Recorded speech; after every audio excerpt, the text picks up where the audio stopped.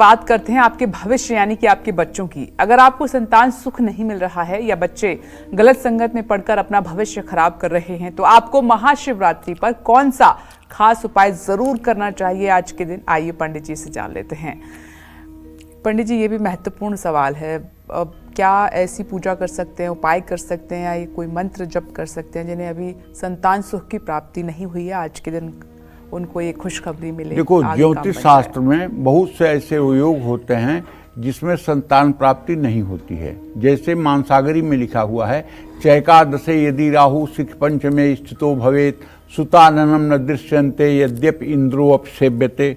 ये अगर 11वें भाव में राहु हो, 5वें भाव में केतु हो, तो ऐसा जातक अगर मंगल के घर में हो और मंगल से दृष्ट हो तो जातक संतान सुख से हाहाकार करता है, अर्थात संतान सुख नहीं मिलता है।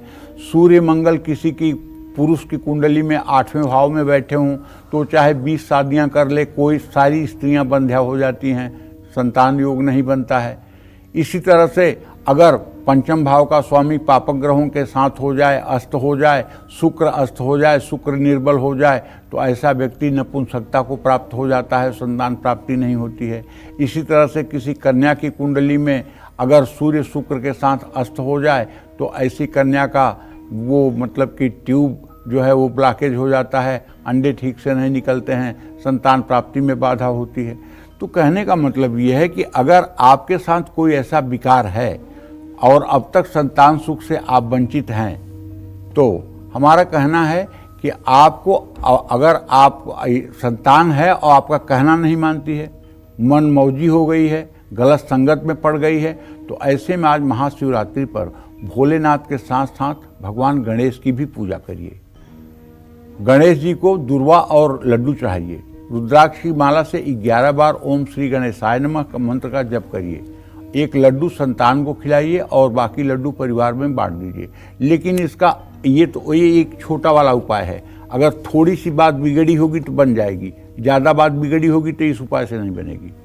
कैसे बनेगी तब उसको सुन लीजिए। आज महाशिवरात्रि है, व्यवस्था करिए 1000 बेलपत्र की और 1000 बेलपत्र लेकर सब बेलपत्र को धो करके एक थाली में रख लीजिए और अष्टगंध की स्याही बना करके और चमेली के कलम से परिवार के सब लोग बैठ करके नहा धो करके और सारे पत्तियों पे राम राम लिखिए, तीनों पत्तियों पे राम राम लिखिए और एक थाली में रख दीजिए।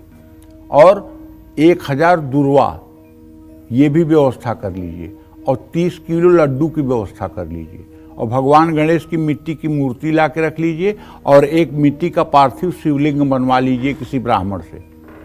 गणेश जी की पूजा पहले करके 1000 लड्डू 1000 दुर्वा से गणेश सहस्त्रार्चन कर दीजिए और उसके बाद भगवान शिव का अभिषेक करके 1000 बेलपत्र से भगवान शिव के सहस्त्र नामावली से समर्पित कर दीजिए।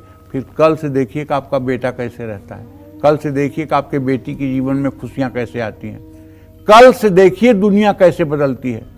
क्योंकि भाई जैसा रोग वैसा उपाय। अगर कैंसर हुआ है तो कीमो चढ़ेगा, सर दर्द है तो टेबलेट काम करेगा। इसलिए छोटे उपाय छोटी परेशानियों के लिए हैं, लेकिन अगर बात कुछ ज़्यादा बिगड़ गई है तो उसके लिए बड़े उपाय ही करने पड़ेंगे। आप ये ना कहें कि आपने तो ये बताया था करने के लिए, मैंने किया, मेरे लड़के में कोई फ़र्क ही नहीं हुआ। भाई समस्या के हिसाब से उपाय भी होना चाहिए। समस्या जैसी गंभीर हो उपाय भी वैसा होना चाहिए। तो मैं ये कहना चाहता हूँ। जय मां विंध्यवासिनी।